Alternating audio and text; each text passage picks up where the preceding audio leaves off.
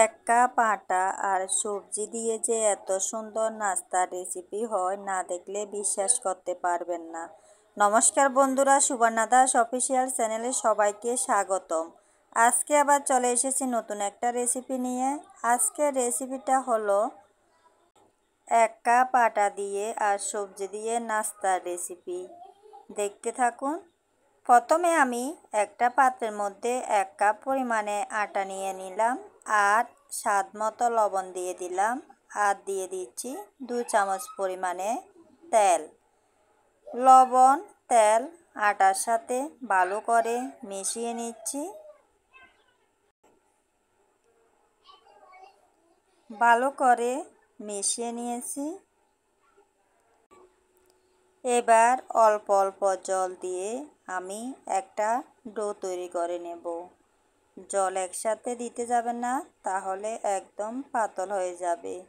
এভাবে অল্প অল্প জল দিয়ে ডোটা রেডি করে নিতে হবে। এখনও যারা লাইক দিতে ভুলে গিয়েছেন, অবশ্যই একটা লাইক দিয়ে দেবেন। আপনাদের একটা মূল্যবান লাইকে অনেক দূর পৌঁছে যেতে পারবো। দেখুন বন্ধুরা, আমি ডোটা ভালো করে রেডি করে নিয়েছি।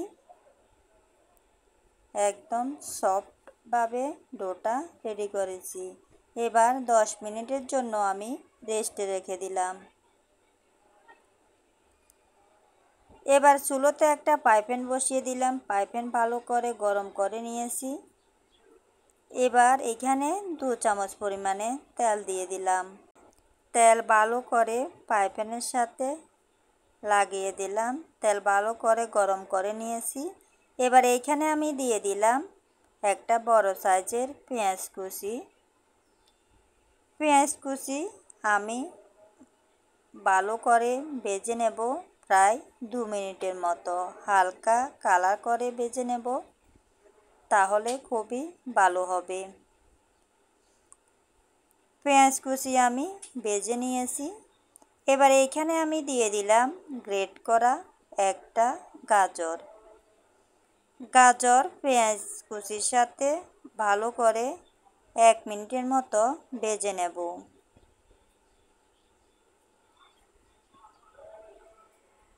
গাজর ভেজে নেওয়ার পর এখানে আমি দিয়ে দিলাম বাঁধাকপি কুচি আর দিয়ে দিলাম বরবটি কুচি আর দিয়ে দিচ্ছি আমি গ্রেট করা একটা আলু।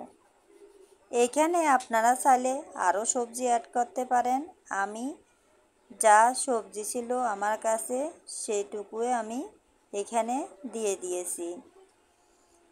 এবার আমি ভালো করে সবজি মিক্স করে নিচ্ছি।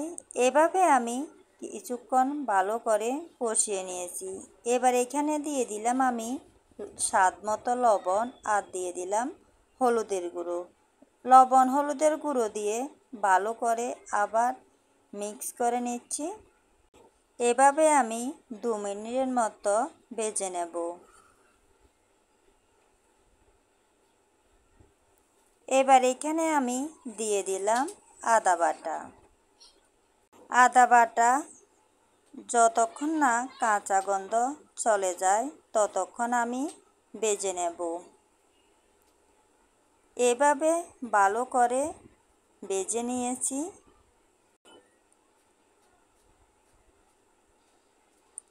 এবার এই সবজির মধ্যে আমি দিয়ে দিলাম আধা চামচ পরিমাণে ধনিয়ার গুঁড়ো, আধা চামচ পরিমাণে জিরের গুঁড়ো, অল্প পরিমাণে মরিচের গুঁড়ো।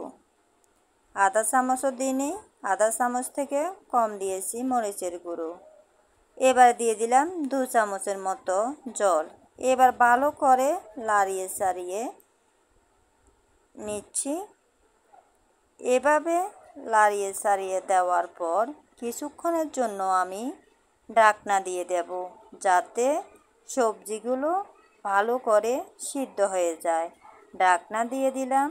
কিছুক্ষণ পর আমি ঢাকনা তুলে নিলাম। আবারও ভালো করে লাড়িয়ে দিচ্ছি।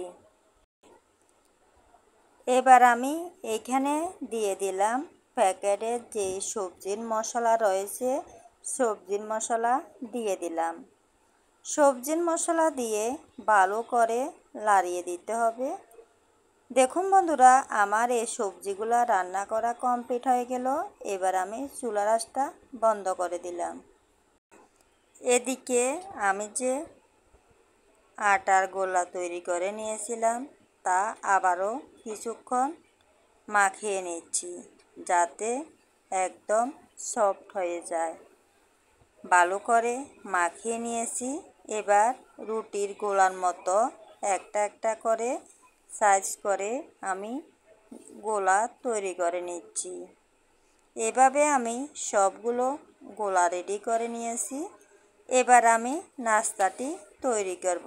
কিভাবে তৈরি করব দেখতে থাকুন।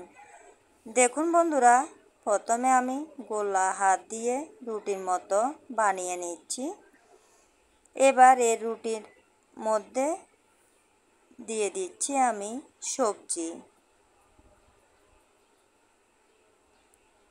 সবজি দেওয়ার পর ভালো করে মুখ বন্ধ করে দিতে হবে, এভাবে,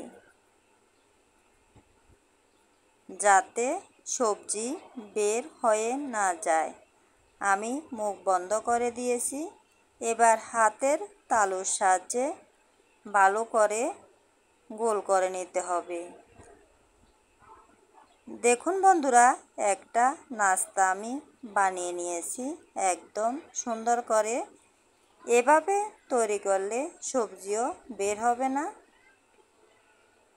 একটা নাস্তা রেডি করা হয়ে গেল। এভাবে আমি আরেকটা নাস্তা আপনাদেরকে বানিয়ে দেখাচ্ছি। প্রথমে গোলা তৈরি করে রুটির মতো এইভাবে বানিয়ে এইখানে সবজি দিয়ে দিলাম। একই পদ্ধতিতে বানিয়ে নিতে হবে। মুখ ভালো করে বন্ধ করে দিতে হবে। এভাবে এই নাস্তার রেসিপিটা বানানো খুবই সহজ। দেখলে খুবই সহজভাবে বানিয়ে নিতে পারবেন। দেখুন বন্ধুরা, আমি আরেকটা নাস্তা বানিয়ে নিয়েছি খুব সুন্দর করে। এভাবে আমি সবগুলো নাস্তা বানিয়ে নিয়েছি। এবার চুলোতে একটা কড়াই বসিয়ে দিলাম। কড়াই ভালো করে গরম করে নিয়েছি। এর মধ্যে এবার পরিমাণ মতো তেল দিয়ে ভালো করে তেল গরম করে নিয়েছি। এবার এইখানে আমি নাস্তাগুলো দিয়ে দিলাম। এ সময় চুলার আঁচটা মিডিয়াম আঁচে দিতে হবে, তাহলে এই নাস্তাগুলো খুবই ভালো হবে।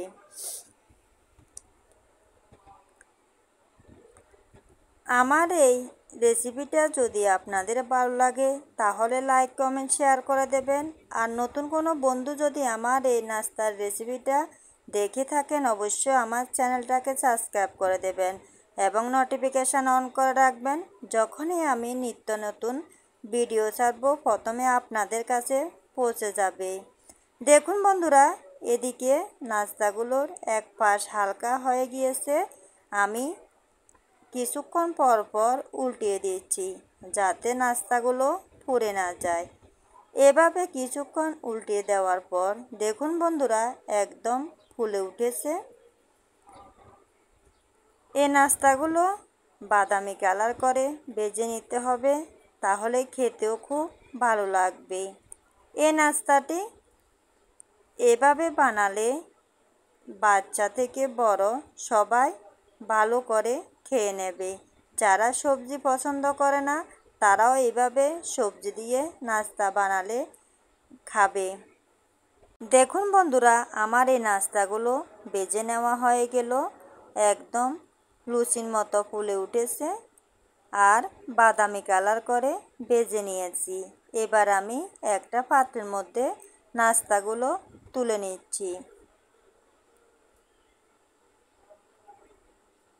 এবার আমি বাকি নাস্তাগুলো তেলের মধ্যে দিয়ে দিলাম। সব নাস্তা একই রকম করে আমি ভেজে নেব। আজ এ পর্যন্তই বন্ধুরা, সবাই ভালো থাকবেন, সুস্থ থাকবেন।